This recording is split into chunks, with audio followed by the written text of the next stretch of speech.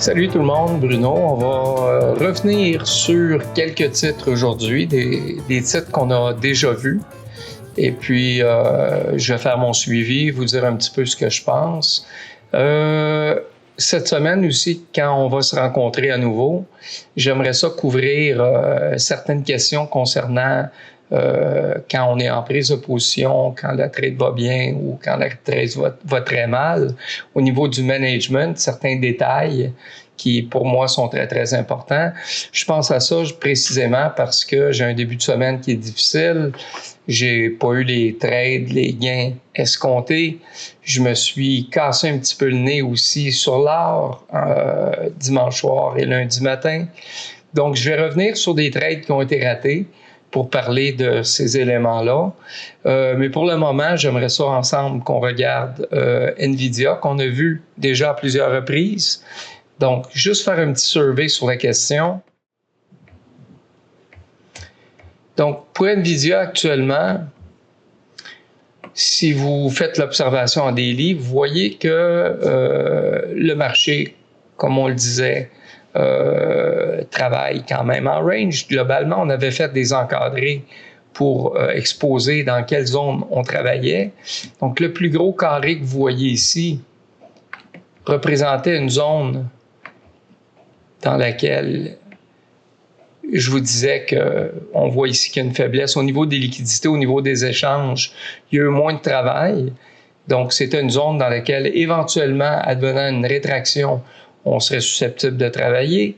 On avait parlé vite fait que les traders d'options pourraient développer des stratégies ici pour éventuellement être profitables.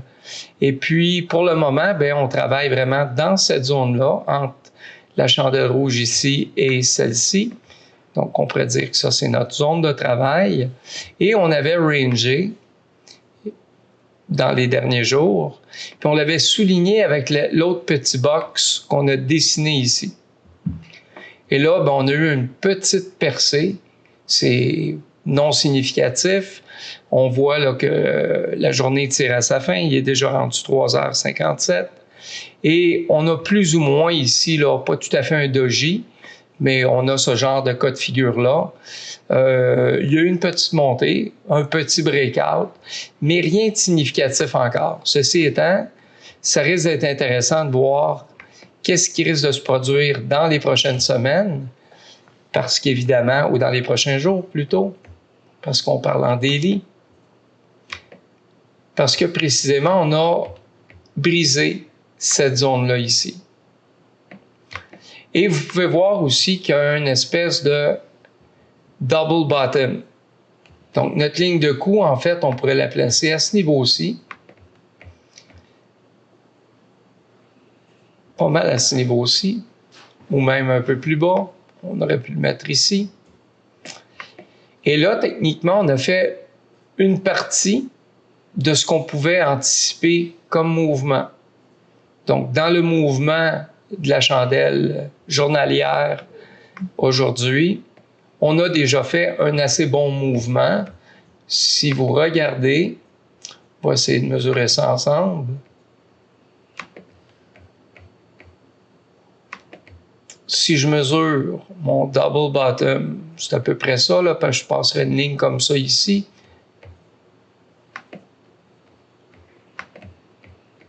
On pourrait prendre une mesure. Donc, mon box ici est assez précis quand même.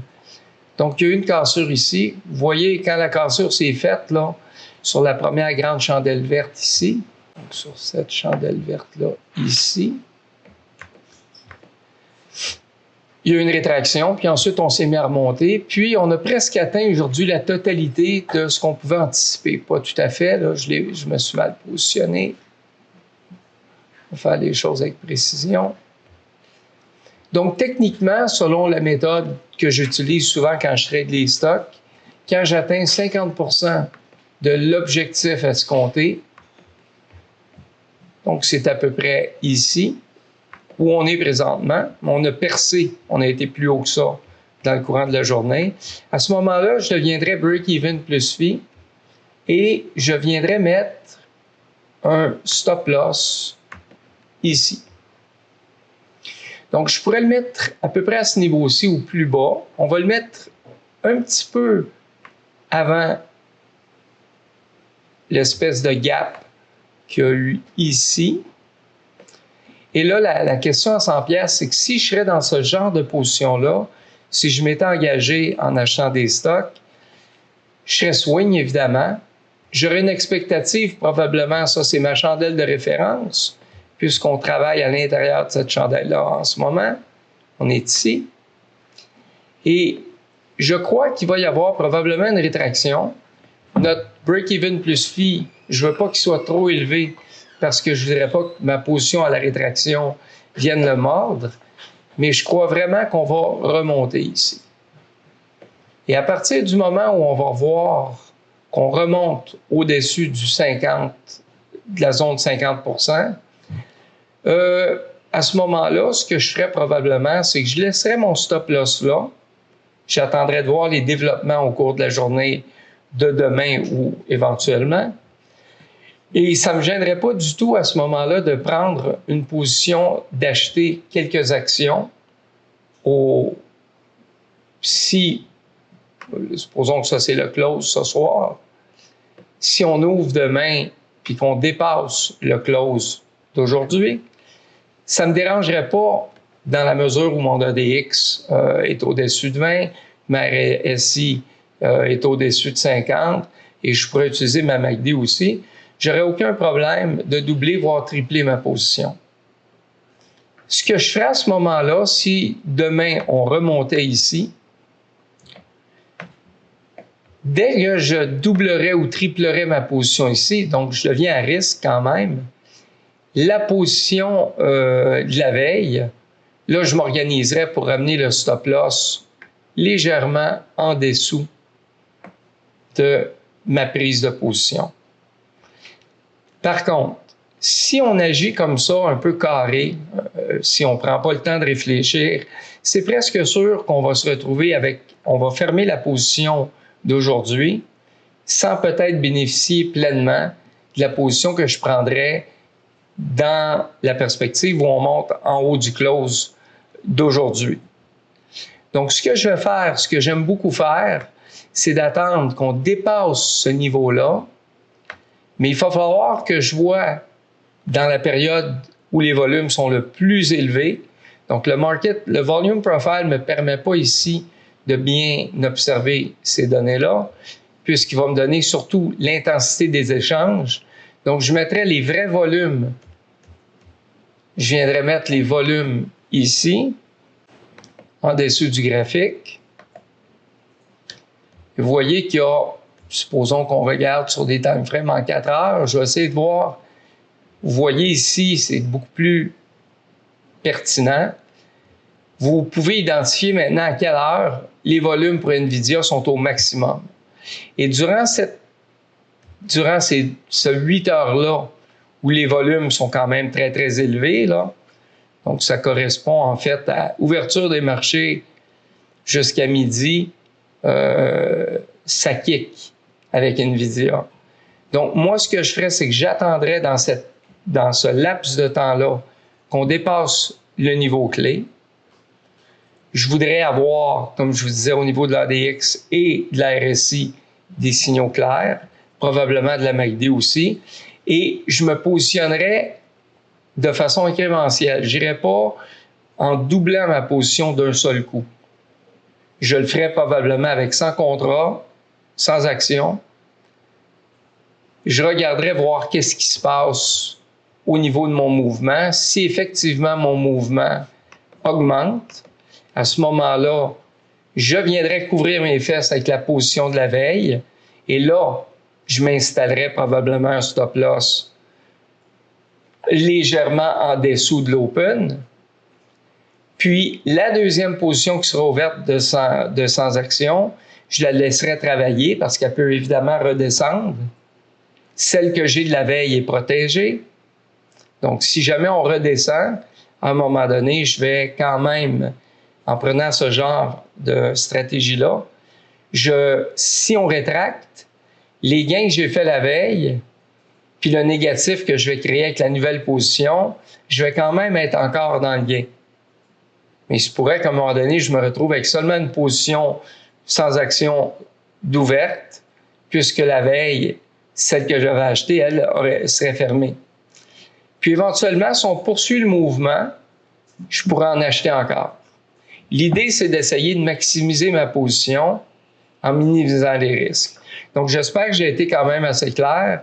S'il y a des problèmes là-dessus, communiquez avec moi, ça va me faire plaisir de vous informer. Je vous redonnerai les détails, puis je pourrai vous l'expliquer. Aucun problème. Autre titre que je voulais voir, c'était Tesla. Donc, au niveau de Tesla, on avait bien évalué ce qui s'était passé dans la compagnie. Par contre, jamais, je vous disais qu'on était dans des runaway gaps. C'était effectivement une bonne lecture.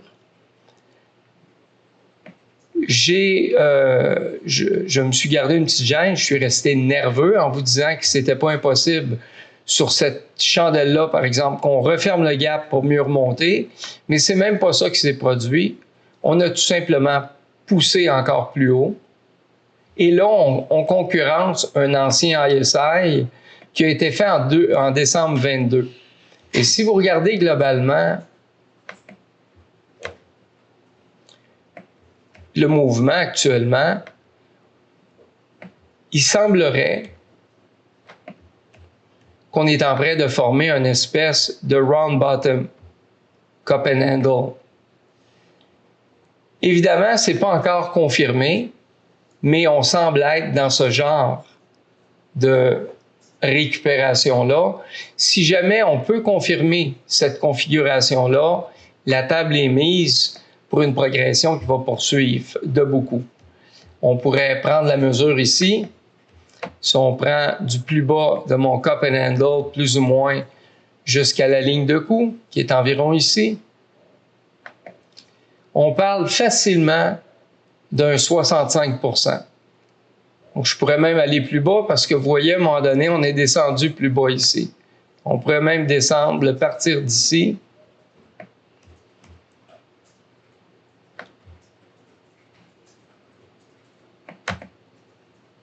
Et le monter jusqu'à ici. À ce moment-là, on parle d'un mouvement dans l'absolu de 89%.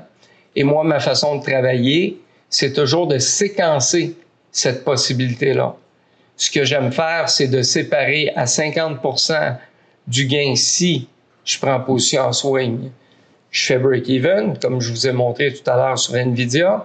Sauf qu'ici, on est en daily et ce genre de montée-là, bien, ça pourrait prendre plusieurs semaines. Donc, il y a plusieurs façons de jouer cette position-là, advenant qu'il y a une cassure, qu'on ait un cup and handle, un round bottom, et on peut le trader en intraday partiellement, on peut le trader sur du swing. Donc, quelqu'un qui voudrait trader ça en swing, ça pourrait définitivement être intéressant de trader ça avec des option contracts. Quelqu'un qui voudrait le travailler, on pourrait le travailler aussi avec options et actions. Et puis, on pourrait le travailler aussi en intraday parce qu'il y a fort à parier que dans la montée qui va suivre, il va y avoir une dominance des hausses par rapport aux baisses. Donc, si, admettons, là, on prend notre 89% ici, là, puis qu'on le transpose comme ça, on pourrait séquencer cette progression potentielle-là. On va aller chercher les bons outils pour ça.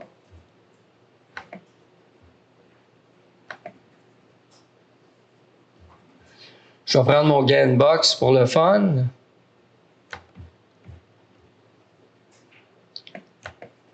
Donc, vous avez le fameux niveau 50% dont je vous parlais. On a le 75.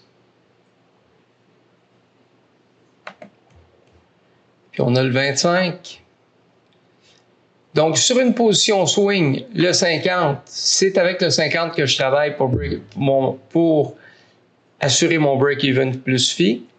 Par contre, sur des positions plus petites, ben, Si on perce ici, à ce moment-là, la première zone de 25 %, c'est mon premier target en intraday.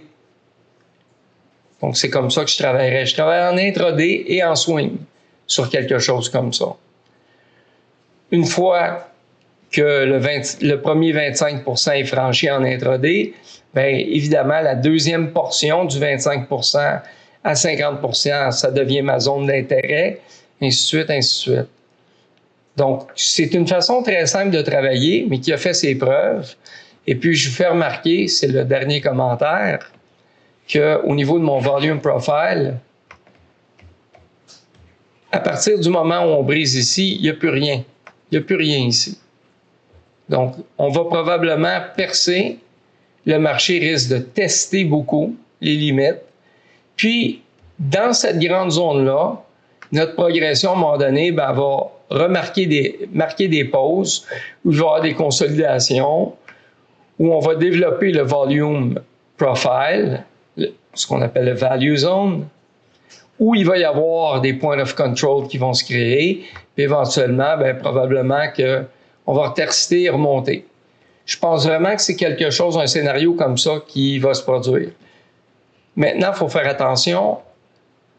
On va avoir les earnings qui s'en viennent pour Tesla, sous peu.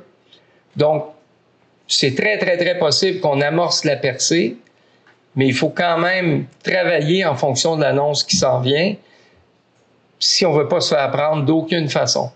Donc, probablement, ça semble être très, très, très positif, mais on n'en est pas certain. Donc, d'ici l'annonce, on fait attention.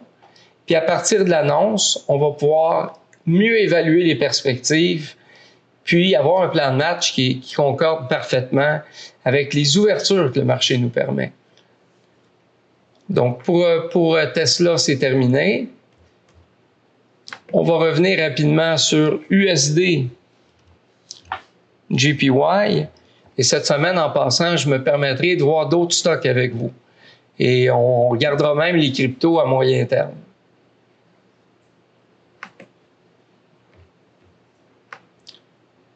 Donc, il y avait les discours de M. Powell ce matin, il y en a encore demain. Donc, il y a beaucoup de choses qui se passent. Beaucoup de commentateurs disent actuellement qu'il y a peut-être un reversal sur la devise américaine, que le yen est peut-être en train légèrement de se stabiliser. Pour ce qui est du yen, j'y crois pas vraiment. Pour ce qui est du ralentissement de l'USD, je fais quand même, il faut être quand même très, très prudent. On a monté quand même beaucoup. Mais je crois quand même, je vous avais parlé ultimement que je croyais qu'on pourrait monter jusqu'à... qu'on pourrait encore... Je me souviens plus le chiffre que je vous avais donné en daily. Je crois que c'était 164 ou quelque chose comme ça. Je crois encore que ces perspectives-là sont tout à fait réalisables. Actuellement, on est prêt sur le point de faire du price action. Mais il faut quand même être prudent ici parce que price action sur des devises, c'est pas comme price action sur un titre où à un moment donné, il y a une surenchère qui se crée. Quand vous êtes sur une valeur monétaire, c'est pas dit que les banques centrales et les gros joueurs vont embarquer dans ce genre de démesure-là.